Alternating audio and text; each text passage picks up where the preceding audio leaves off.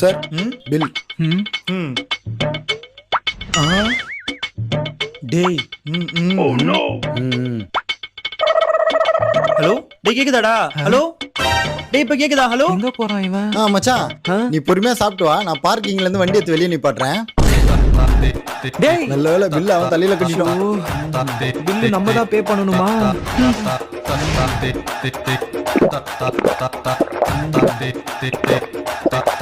Waiter இந்தாங்க balance 150 நீங்க டிப்ஸா வச்சுக்கோங்க. Thank you sir.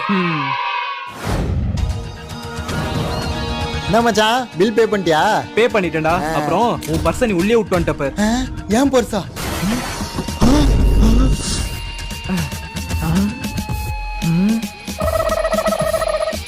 வெயிட்டர்